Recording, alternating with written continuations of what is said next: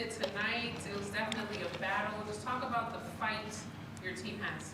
Yeah, and I think a lot of it is right now driven by energy, and we made a lot of undisciplined errors in the first half, and this is again where I really want to give credit to the boys, because we had a great week in the film room and on court, understanding that when that momentum and the energy went against us last week, we sort of the bottom fell out. And so when we felt it, we made some errors and we addressed it at different times of timeout.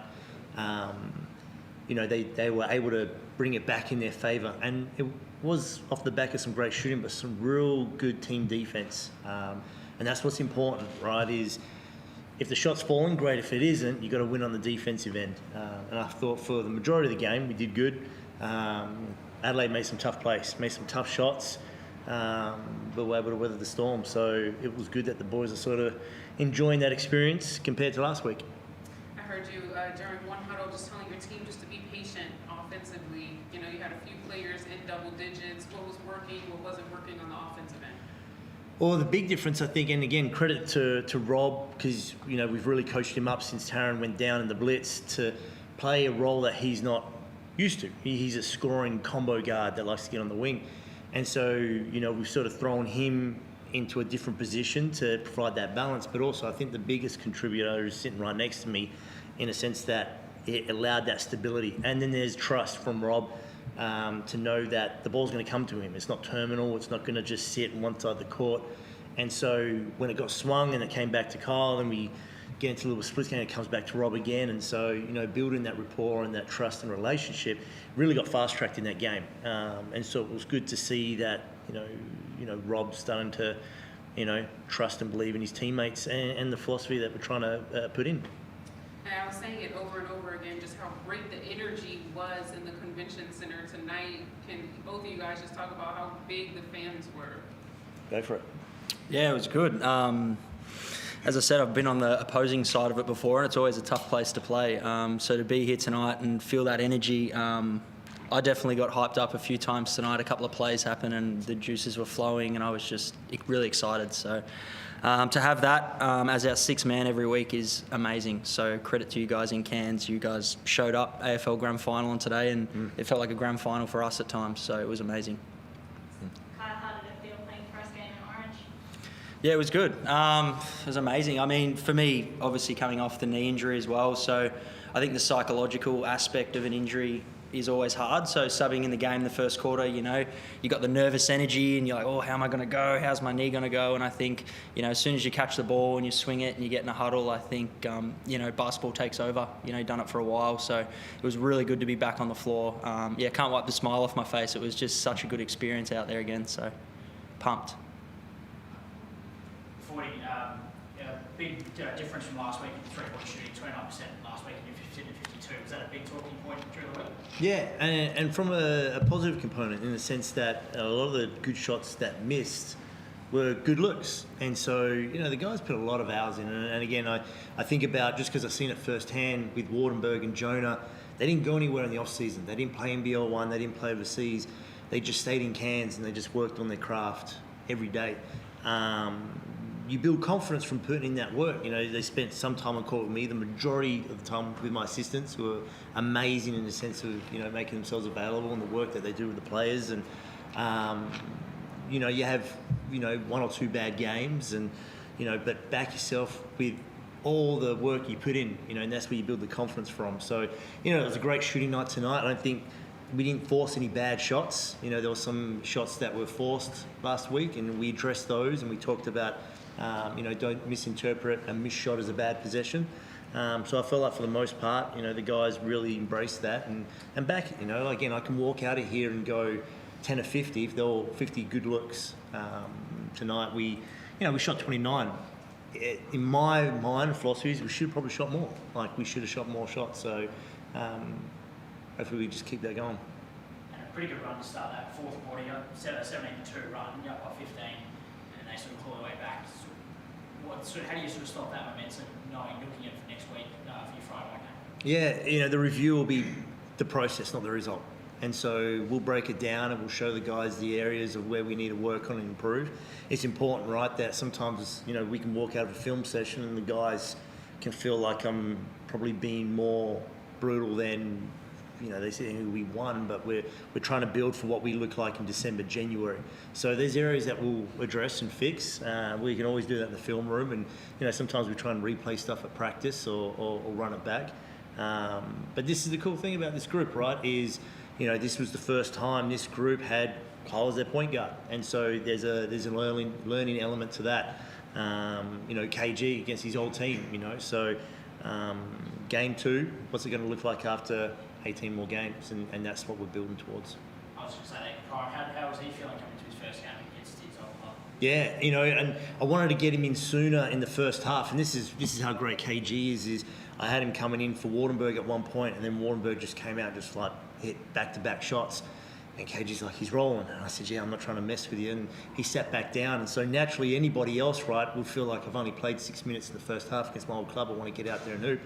And he's the ultimate teammate. I also want to mention, like, Tanner came in hurt. And he's an absolute warrior. And, he got himself into a bit of foul trouble. But, he was playing in a really physically exhausting, draining spot. And that goes to show how much of an absolute warrior he was, and it was cool that KG and AK were able to step up, knowing that Tanner wasn't 100%. So we'll give him this week to rest and repair his body and get him as close as we can to 100% for next week.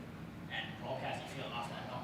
I don't know, he's still out there doing handshakes and kissing babies. I haven't seen him since the end of the game, so I think he might still be out there. Security will kick him out at some point.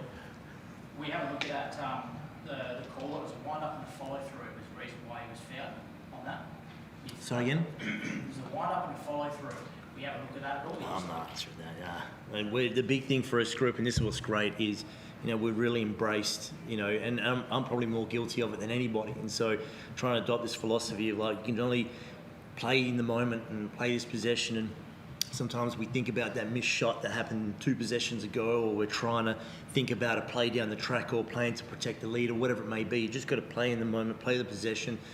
Sometimes you get dealt a crap hand and, you've got to manage it. And so, again, the stability of Kyle to be there on the group, as a veteran guy to help me out with that, because I can only call so many timeouts to bring the group back in. And so, that's just an example of that, where the guys have just got to galvanise, move on and get another defensive stop, which I felt like they did a fantastic job of. Right, we'll jump to Chris Hudson.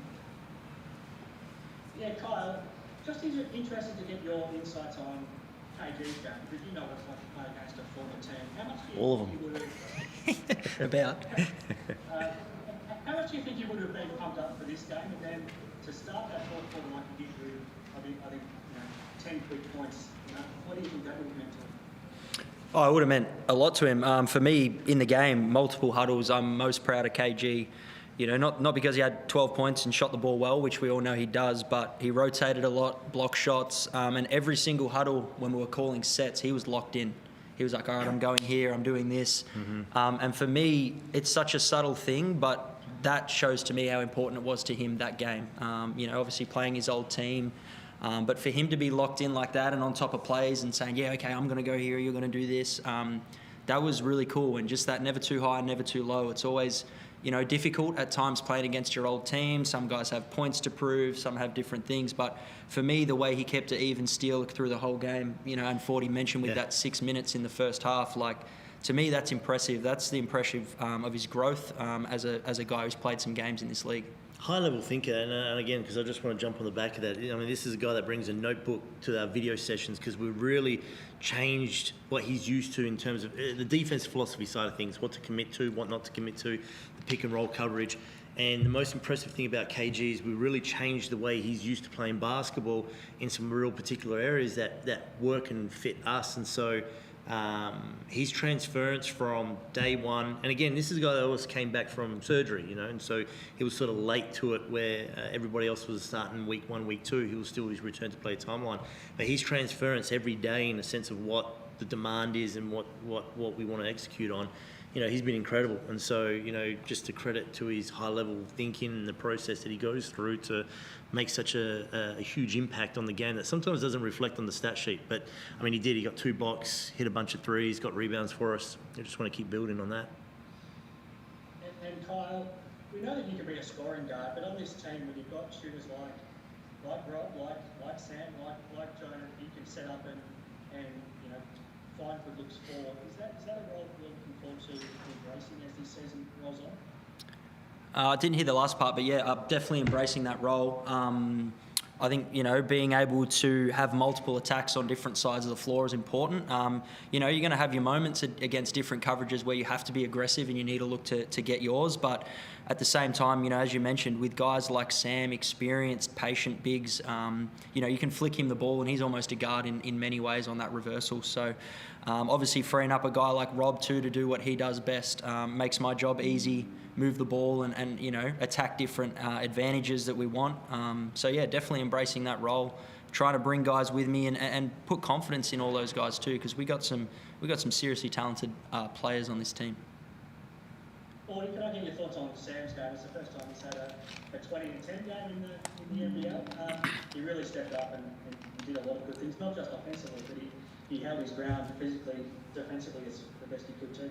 No, he's massive, you know, and you know, when you talk about stability, for me, you know, him and Jonah are now into our third year together, and so he gets it, and you know, helping out, you know, KG and Tanner along the way with, you know, what we want to do defensively, but again, like I touched on before, he spent the entire off-season here. I remember when I was an assistant earlier on in my career, and guys used to just stay back and work out, and that's for a large part what my job was in the off-season, was just to do that player development, and it was a great, you know, moment for me just to learn as a coach, you know, things that work and what transfers over, and then watching Waterberg do it with my assistant coaches and log the hours and days, and he was doing 2 days, like he was working out and then he would go lift and then he came back in the afternoon and shot by himself on the shooting machine.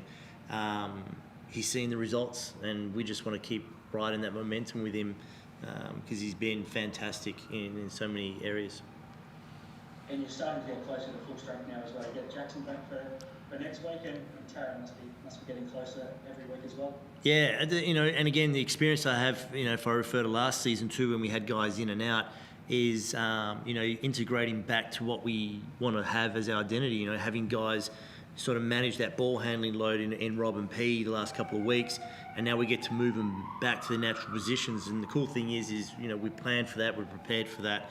You know, we've already started incorporating it, especially when Cole's in and they can see the results and the difference, how their game opens up so much more to play to their strengths. So, you know, the transition, obviously there'll be a learning curve to it, having both those guys back in sooner than later.